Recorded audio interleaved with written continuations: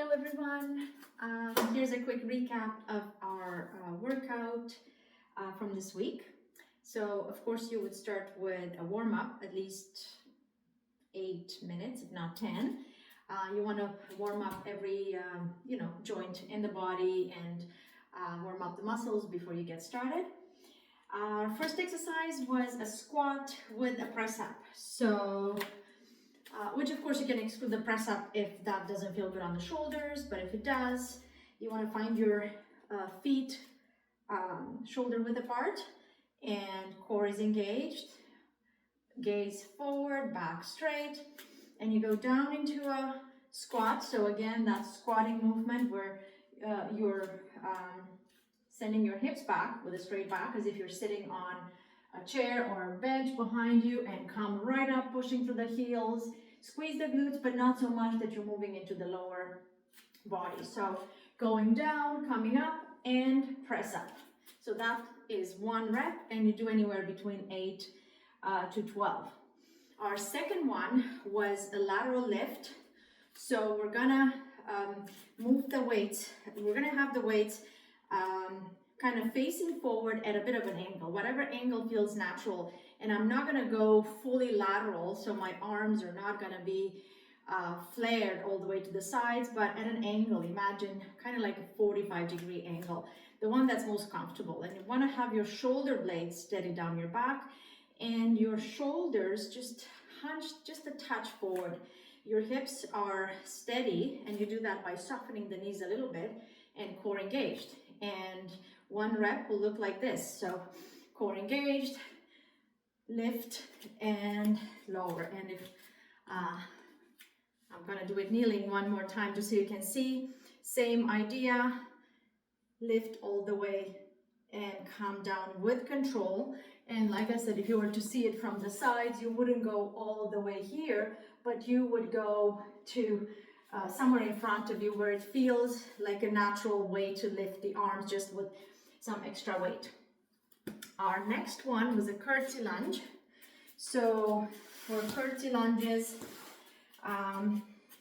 you start again hip width apart, your feet, and you go into a curtsy lunge, making sure that your knee, you go as low as you want or it feels good. Your glutes will work hard here, and your knee falls on the outside of your knee. And then you go to the other side, and that's 1 rep, 1 on each side.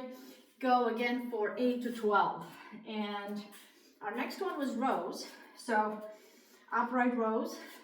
You want to do a hip hinge, so your back is straight. Bend your knees a little bit so you drop your torso more towards the floor. Arms are long and your neck is neutral, so you're not looking straight up, but just a nice continuation of your spine, if you will.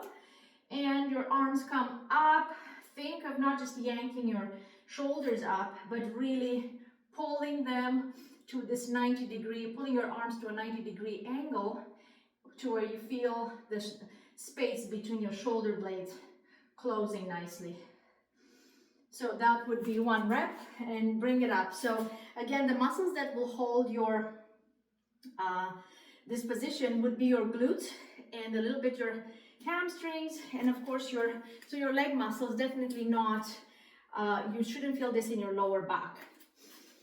All right, our next one we did, you can certainly choose to hold on to 1 weight or no weight, and you do a lateral lunge with knee drive. So 1 and up, and you finish 8 to 12 reps on one side and moved on to the other. Our next one was a bridge with, so you do a regular bridge with or without weights. So both feet on the mat, hip width apart, legs 90 degrees, and you want your shoulders nice and steady on the mat, away from your ears.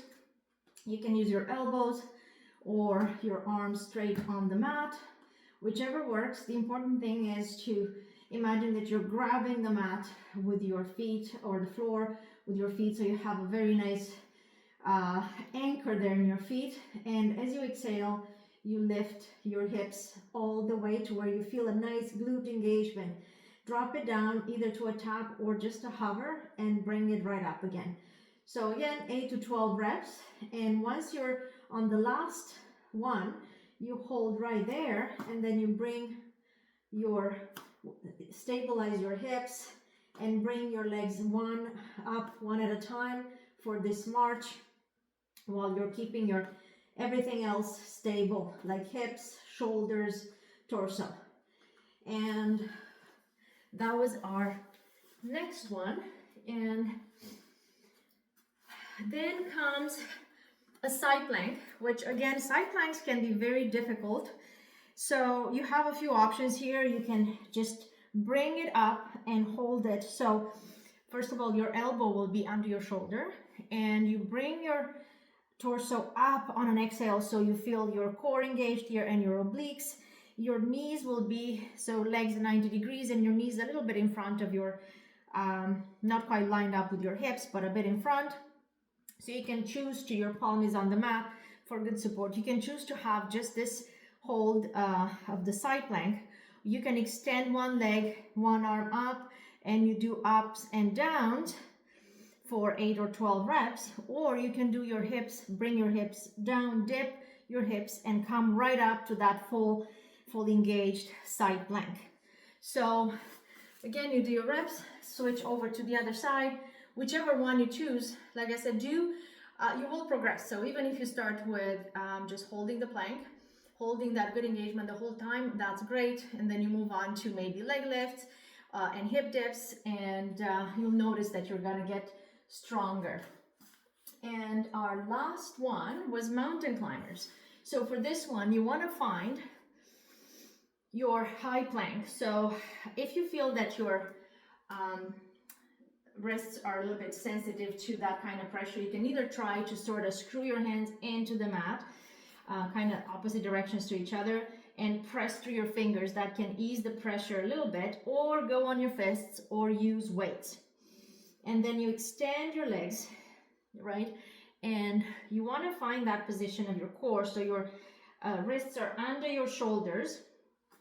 Feet can be set apart from each other, which is a bit easier, better balance, or together, which is slightly more difficult. And you want to maintain this position as you drive the knees towards the chest, or you can bring them towards your elbows.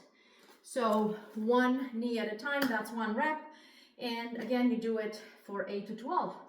Repeat 2 or 3 times, or 4 times, whatever feels good. It's not as much as you go through the exercise, the weight that counts, but doing it with good form and not feeling any weird aches or pains, or you can either go through the whole thing without any weights or very light weights, so that your brain learns the way the exercise should feel. That's pretty much it. Have fun with it, and see you next week. Bye.